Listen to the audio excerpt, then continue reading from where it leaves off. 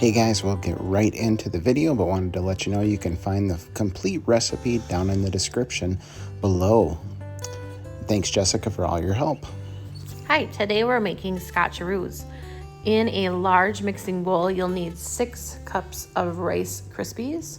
So I will add these to my bowl already, or any generic brand Rice Krispies works too as well. So 6 cups, and then set that aside. You're done with that. Don't forget 6 cups. Just kidding. On the stovetop, in a medium-sized saucepan, you are going to add 1 cup of Karo Syrup. Karo Syrup, at least the 16-ounce container, has this great little 1 cup measure. And you're going to be on that medium low temp. It's really important that you don't boil what's going to be put together here. And check in, we're going to pour just a little bit more. So 1 cup of Karo Syrup. It's all ones that you're going to be adding in. Oops, just a little bit more. To that, we're going to add 1 cup of sugar. So in our sugar container, we have 1/2 cup measure. So we already have a 1/2 cup in, adding another 1/2 cup. Now we're going to stir that on low, medium low. The big thing is you don't want this to boil. If it does boil, it's not the end of the world. It just makes a harder Scotcharoo. To this, add a heaping cup of peanut butter. That's just my take on it. While that's warming up, you're going to spray a 9x13 pan with whatever you choose to spray with. Back to the saucepan, we're stirring together the peanut butter, Karo syrup, and sugar. Remember, 1 cup of each. And you're just stirring till it gets really well combined. I always add the peanut butter after I get the sugar and syrup kind of mixed together. I'm not really sure if it really dissolves because it's a lot of sugar. Pour that onto your 6 cups of Rice Krispies. This is where I was trying to stir and hold a camera. It was not working. So I'm gonna set that down here in a second. I'm just gonna work on folding the Rice Krispies and the mixture together. Just fold it in, David. Put this into your greased 9x13 casserole or cake pan, whatever, and smush it down. Again, one-handed, a little tricky, so I will set the camera down and finish patting it.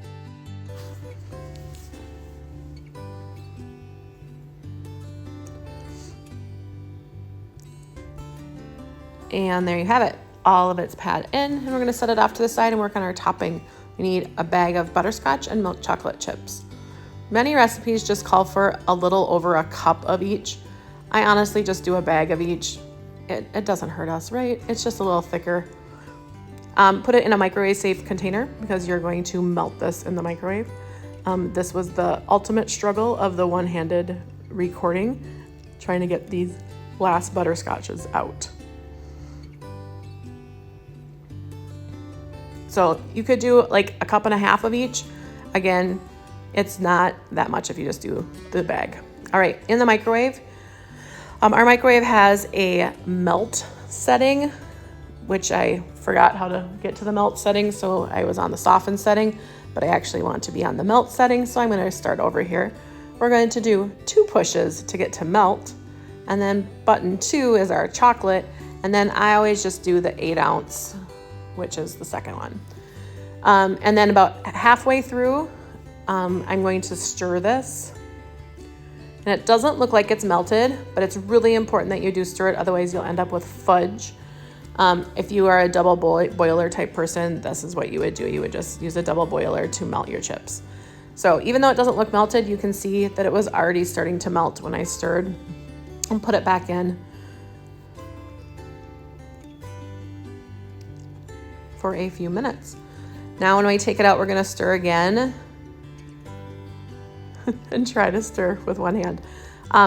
You'll see that it's really quite melted, and as I keep stirring, I end up not putting it back in for any more time, so it was probably in there about 5 to 6 minutes on that melt setting, because then when I was done, I just stirred again. You can see, and there's a few chips left in, but it's fine.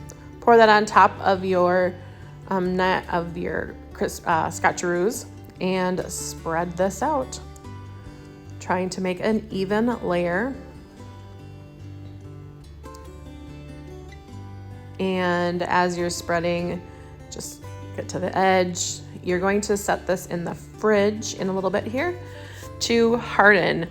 Best tip I have for when it, to cut it before it gets too hard. But we've all made mistakes and it's fine, it all works. But just a little tip. So I'm gonna put it in the fridge a couple hours, and then Daisy's gonna help. I actually forgot to record that I had already cut these because I'm bringing half of this pan to someone else's house today. Best tip for cutting is using a bench scraper.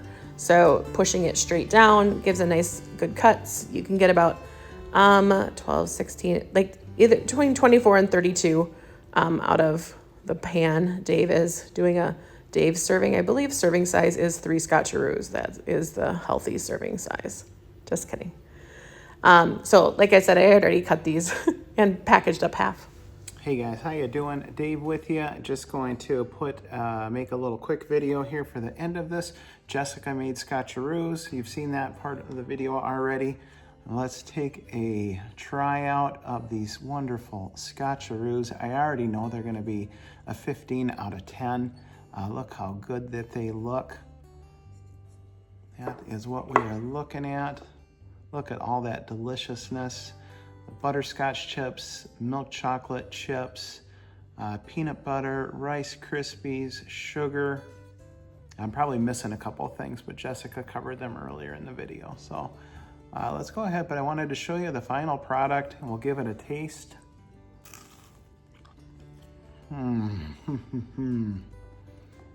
It just kind of melts in your mouth. Oh, those are good Scotcharoos.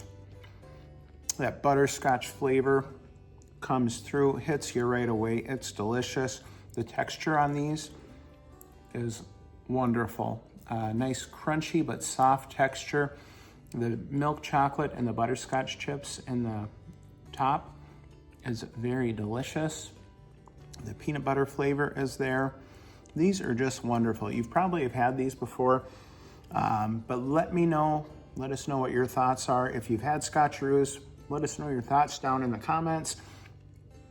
If you have never had Scotcharoos, let us know that as well.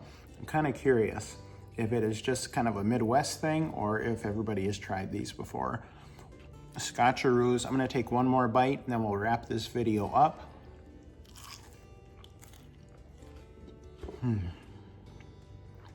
That is good. I just pulled these out of the refrigerator. Wow. Peanut butter chocolate are so good. These are just fabulous. Look at that goodness. Of course, I have my milk.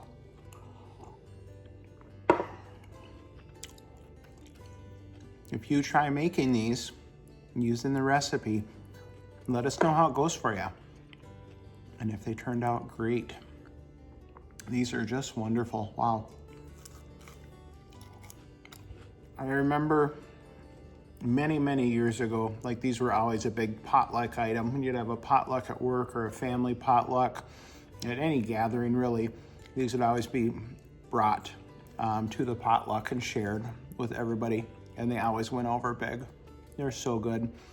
So with that, we'll go ahead and wrap this one up. Thank you for all of your support, very much appreciated. If you like this video, go ahead and give it a like. And if you want to see more like this, please subscribe. There should be a button over there with my face on it. Thanks for watching. Thanks, Jessica, for making the video and showing us how to make these Scotcharoos and cooking with one hand because she was taking video with the other hand. I was off roller skating, go figure, but thanks to her very much for doing that. We'll talk soon. Thanks, everyone.